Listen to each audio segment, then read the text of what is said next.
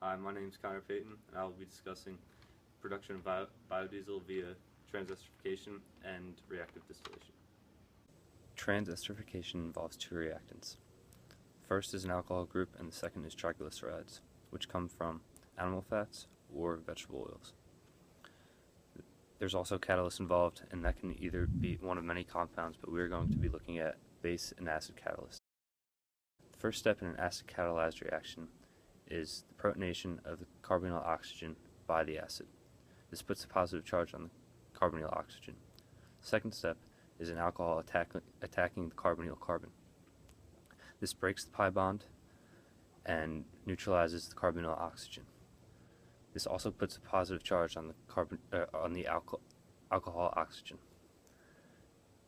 Then the oxygen bonded to the rest of the triglyceride removes the proton from the alcohol, neutralizing the alcohol and putting positive charge on the triglyceride oxygen. This puts a positive charge and makes it a good leaving group. Finally, a base comes in and removes the proton from the original carbonyl oxygen. This makes a negative charge on the carbonyl oxygen, and the carbonyl oxygen will attack the carbon it is attached to and reform the pi bond. This causes the rest of the triglyceride molecule to leave and forms the final two products of diglyceride and an alkyl ester. This process is repeated twice to form 3 alkyl esters and glycerin as the final products. In a base catalyzed reaction, on the other hand, the first step is base deprotonating the alcohol. The alcohol then becomes nucleophilic, where it will attack the carbonyl carbon, breaking the pi bond and putting a negative charge on the carbonyl oxygen. Next, the carbonyl oxygen goes in and reattacks the carbon it is bonded to reform the pi bond. The pi bond then causes the rest of the triglyceride molecule to leave to form the two products again of diglyceride and an alkyl ester. This is repeated twice to form the final products of glycerin and 3 alkyl ester molecules. Transesterification reaction normally takes place in a reactive distillation column. However, before it enters this reactive distillation column, it enters a pre-reactor. In the pre-reactor, the reaction is started so that separation is made easier in the reactive distillation column.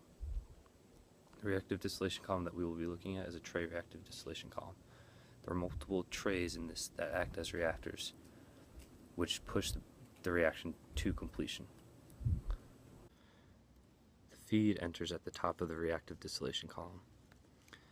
When the feed enters, it hits the first tray where the reaction starts. The feed is also intercepted by alcohol vapor, which is moving up the column countercurrently. This alcohol vapor comes from the leftover alcohol reboiled from the bottom's product.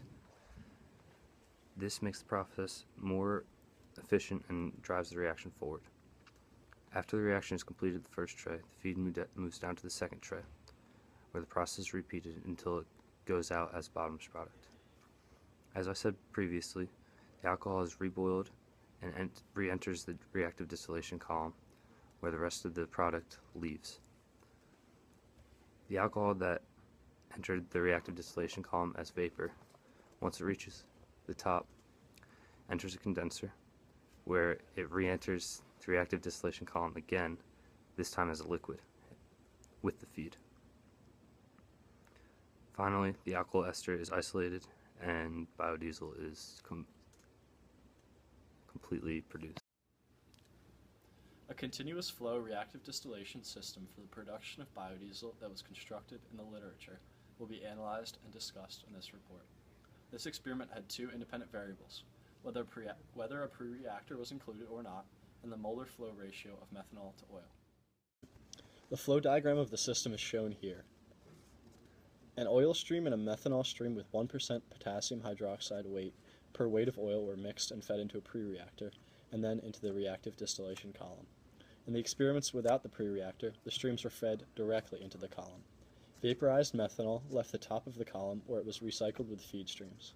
The liquid product was fed through a reboiler, where some of the methanol was vaporized back into the column. The remaining liquid product was separated into biodiesel and glycerol, the waste product.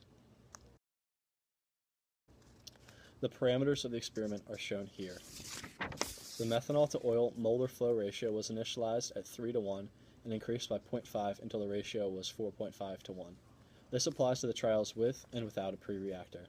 The oil feed was kept at a constant 50 degrees Celsius. The column operating temperature was maintained at 65 degrees Celsius. The results of the experiment are shown here. Implementation of a pre-reactor increased the concentration of methyl esters in the biodiesel product while decreasing viscosity and methanol content. The pre-reactor increased residence time and thereby increased the conversion of reactants to products, forming richer biodiesel. Viscosity is an important indication of the oil's profile. A low viscosity indicates a high degree of methyl esters and an effective conversion of oil to biodiesel. A low viscosity also indicates an ability to effectively lubricate an engine. This video shows us feeling the lubrication effects of biodiesel. Supposedly. Look at that. Supposedly it's a really good lubricant for your engine. Yeah. As far as engine wear goes. Let's see, I can get a little bit more. Increasing the methanol to oil ratio increased the concentration of methyl esters and decreased the concentration of glycerol and methanol in the biodiesel, but only to a point. A methanol to oil ratio of 4:1 was optimal. The excess alcohol drives the reaction forward according to Le Chatelier's principle. However, at a ratio of 4.5 to 1 methanol to oil, the concentration of the methanol in the biodiesel product spikes, as seen here. This increase can be explained by the reboiler not being able to fully vaporize all the methanol in a liquid stream from the reactive distillation column. In conclusion, the continuous flow reactive distillation column detailed in this report had an optimal methanol to oil molar flow ratio of 4:1. This allows for the maximum recycling of methanol to minimize costs and waste. At this ratio, there is a significant concentration of methanol esters in biodiesel, 91.7% by weight, while glycerol and methanol are in very small concentrations. A pre-reactor is also desired because it increases residence time and thereby increases conversion rate of oil to biodiesel. It provides a higher concentration of methyl esters while decreasing viscosity and methanol content. Finally, a continuous flow reactive distillation model is much more efficient than the batch process we experienced firsthand. Batch processes are effective on a small scale, but they are time-consuming and labor-intensive for large processes. Reactive distillation technology is complex, but allows for the continuous formation of biodiesel product.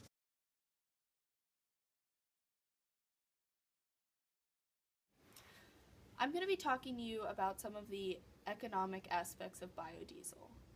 Now, currently, oils and fats are the most cost-efficient way to create biofuels, and this was found in a study by the European Union in 2005 that said that biodiesels costed approximately $454 for 1,000 liters, whereas traditional diesel costed only $386 per 1,000 liters.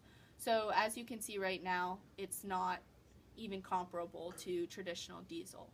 Now, some of the benefits of biodiesel is the job opportunities that it creates in all across the world. So in the same study by the European Union, they estimated that between 2010 and 2020, there's anywhere between 212,000 to 354,000 job opportunities that could be created if biodiesel was widely accepted and produced across the world. Another one of the downfalls of biodiesel, though, is that it has about a 10% decrease in energy efficiency, which affects the torque, the power, and the fuel efficiency of engines that are running on biodiesel. So in order for this biofuel to be widely accepted, we have to address the problems of energy content and overall cost, but also there are many benefits such as job opportunities. When considering alternative fuel sources such as biodiesel, we must consider the environmental impacts. As the world continues to become more industrialized, the need for alternative fuel sources becomes more evident. Burning fossil fuels is a major cause of the formation of greenhouse gases, especially CO2, which accounts for 3/4 of emissions. This is the primary cause of observed climate change. Biodiesel has many benefits, first and foremost being reduction of these emissions, but it's also biodegradable. It has low levels of sulfur dioxide. Glycerol, the waste product, can be sold and used as fertilizer. The waste is also minimized because fat and oils is being used to convert into fuel as opposed to being thrown out. And biodiesel is also non-toxic, and it has a low volatility, which makes it safer to ship.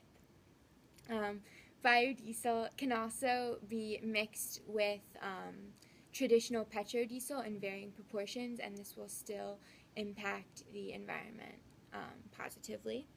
Biodiesel is also superior to bioethanol, which is another alternative fuel.